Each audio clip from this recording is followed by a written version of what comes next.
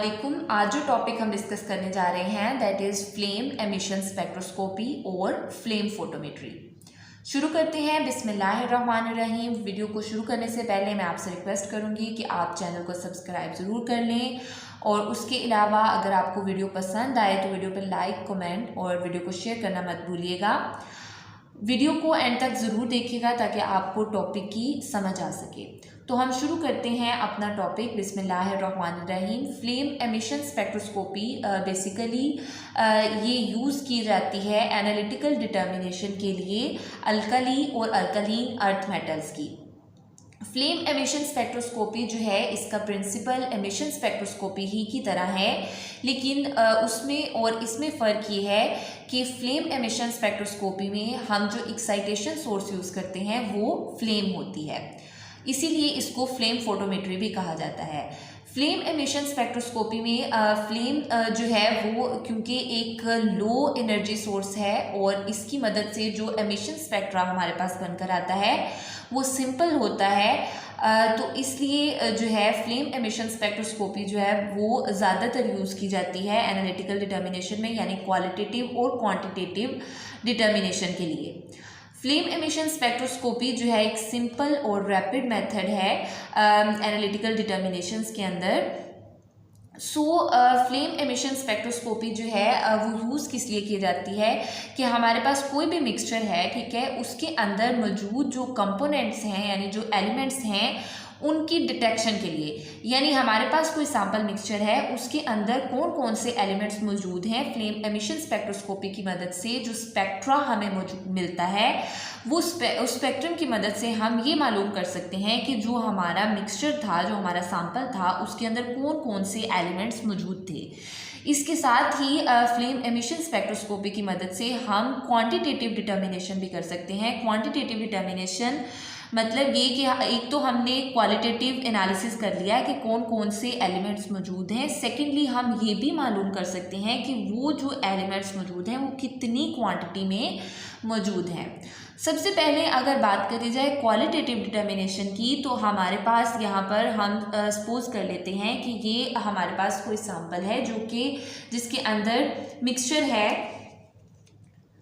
Metallic salt का, ठीक है, यानी यहाँ पर हमारा जो सैम्पल है वो कोई मेटेलिक सॉल्ट सोल्यूशन है लिक्विड फॉर्म में, ठीक है। तो सोल्यूशन है तो ऑब्वियसली लिक्विड फॉर्म में ही होगा। इस सैम्पल को हम इंट्रोड्यूस कराएंगे अपनी फ्लेम पे, ठीक है।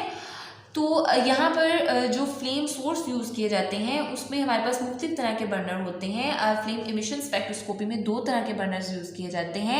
एक तो होता है प्रीमिक्स चैम्बर बर्नर और एक होता है हमारे पास टोटल कंजप्शन बर्नर। यहाँ जो मैंने ड्रॉ किया है that is premix chamber burner. Total consumption burner की कंस्ट्रक्शन भी इंशाल्लाह वीडियो के लास्ट पे मैं आपको ड्रॉ करके दिखा दूँगी। ये जो मैंने ड्रॉ किया है that is premix chamber burner. इसमें क्या होता है कि फ्यूल के लिए सेपरेट इनलेट मौजूद है, एयर के लिए भी, और यहाँ से हमारा सैंपल जाएगा यहाँ पे। क्या होता है कि सैंपल, एयर और फ्यूल जो है वो इंट्रोड्यूस होने से पहले हमारे फ्लेम पे इंट्रोड्यूस होने से पहले ही मिक्स हो जाते हैं, जो एयर और सैंपल है, ठीक है, और यहाँ से फ्यूल एंटर हो रही होती है। यहाँ पर एक स्टील बार लगा हुआ होता है। इस स्टील बार का क्या मकसद है कि यहाँ से जो हमारे पास एयर और सैंपल कंपोनेंट मिक्स होकर आ रहे हैं वो एरोजोल की फॉर्म में आते हैं, यानी मिस्ट की फॉर्म में, छोटे छोटे स्मॉल ड्रॉपलेट्स की फॉर्म में, ठीक है। तो यहाँ से जब वो जाएंगे तो उनकी क्वांटिटी को कंट्रोल करने के लिए, यानी वो एक ख़ास क्वांटिटी में ही यहाँ से बाहर निकलें इस नोज़ल में से, इसके लिए यहाँ पर एक स्टील बार लगा हुआ होता है।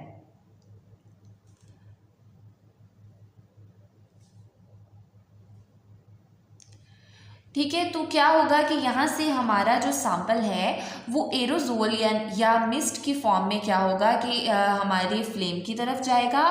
फ्लेम के पास जैसे ही जाएगा तो यहाँ पे जो एयर यूज़ की जाती है, ये ध्यान रखिएगा कि इनर्ट एयर यूज़ करते हैं या इनर्ट कोई भी गैस यूज़ कर सकते हैं, जैसे कि नाइट्रोजन है, ऑक्सीजन है, एयर एसिटाइलिन है, डिफरेंट तरह की। जब हमारा जो मिस्ट के फॉर्म में सैंपल था वो इंट्रोड्यूस होता है हमारी फ्लेम पे, तो फ्लेम क्या करती है कि वो अपना कलर चेंज कर लेती है। अब इसकी एग्जांपल आप बहुत सिंपल अगर एग्जांपल देखें तो हमारे पास लेट से सोडियम क्लोराइड सॉल्ट है, आप अपने घर में करके देख सकते हैं सोडियम क्लोराइड सॉल्ट को आप अपने जो आपके घर में स्टोव है, चूल्हा है, उसके ऊपर आप इसको स्प्रिंकल करें तो जो उस वक्त जो फ्लेम प्रोड्यूस होगी वो अपना कलर चेंज कर लेगी, ठीक है। सोडियम क्लोराइड की वजह से वो जो कलर चेंज आएगा वो कैरेक्टरिस्टिक होगा सोडियम क्लोराइड के लिए। तो इसका मतलब ये है कि हर एक एलिमेंट जो है या हर एक सॉल्ट जो है वो डिफरेंट तरह की फ्लेम प्रोड्यूस करता है, ठीक है। तो फ्लेम के कलर से हम जो है वो मालूम कर सकते हैं कि कौन से एलिमेंट्स जो हैं मौजूद हैं।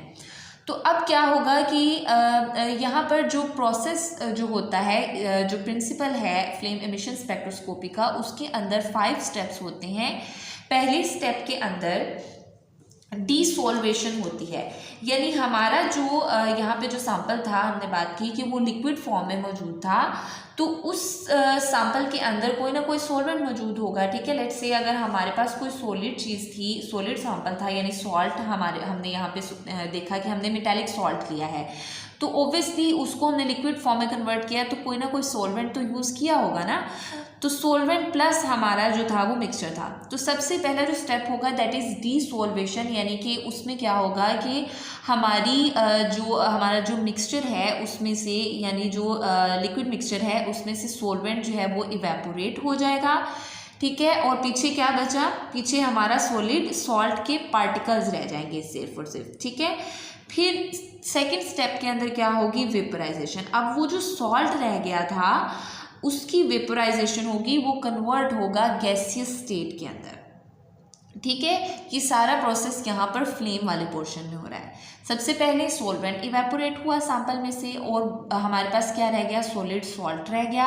देन उसके बाद क्या हुआ कि वो जो सॉलिड सॉल्ट था वो कन्वर्ट हो गया वेपर्स की फॉर्म में, गैसियस स्टेट में कन्वर्ट हो गया। देन हमारे पास जो थर्ड जो स्टेप है वो एटमाइजेशन, यानी कि हमारा जो सॉल्ट है वो फ्री गैसियस एटम्स के अंदर जो है वो कन्वर्ट होगा, ठीक है। फ्री गैसेस एटम्स जो हैं देन वो एक्साइट हो जाएंगे। अब ये यहाँ पे जो एटमाइजेशन हुई इसमें क्या होगा कि हमारे जो गैसेस एटम्स थे वो कहाँ पर होंगे, ग्राउंड स्टेट में प्रोड्यूस होंगे, ठीक है। ग्राउंड स्टेट में GS लिख रही हूँ and this is excited state. तो ये जो ग्राउंड स्टेट के अंदर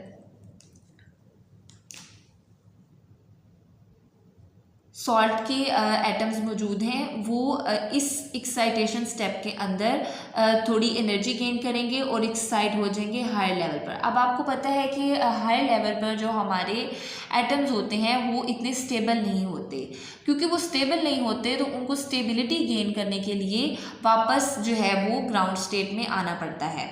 तो that step is D excitation, ठीक है। पहले एनर्जी गेन की फ्लेम की वजह से, ठीक है।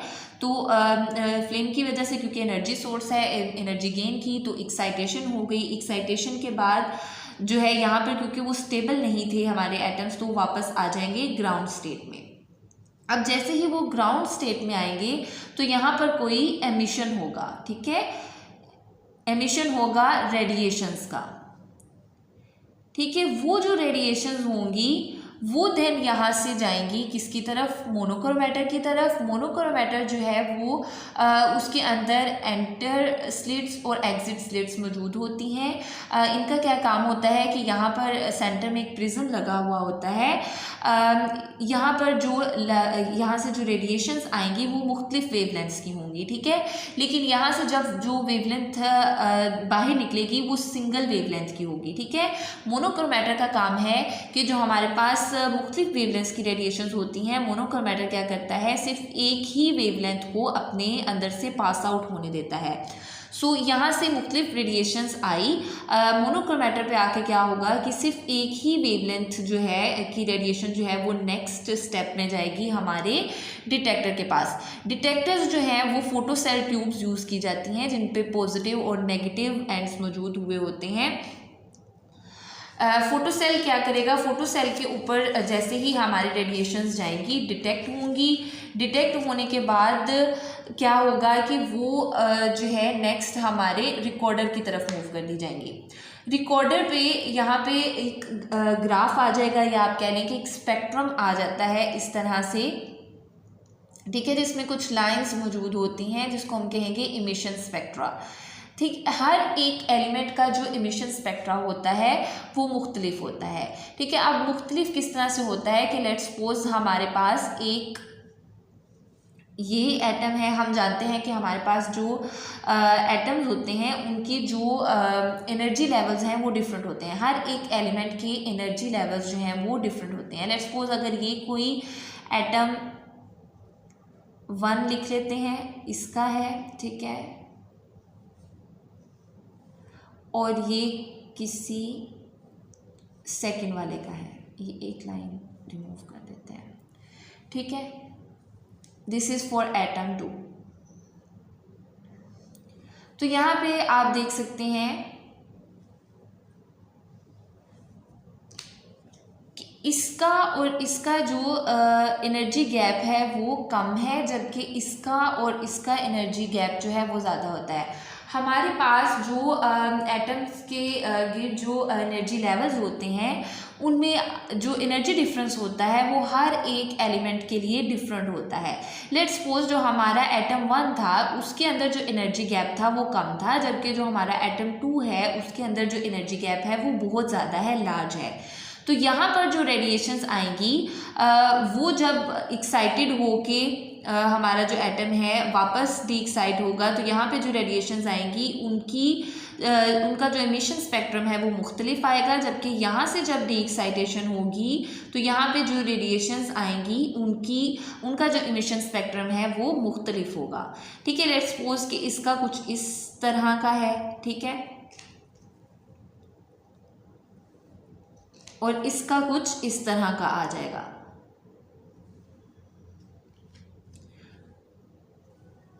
तो इस तरह से डिफरेंट एमिशन स्पेक्ट्रास जो हैं वो हमें मिल जाते हैं।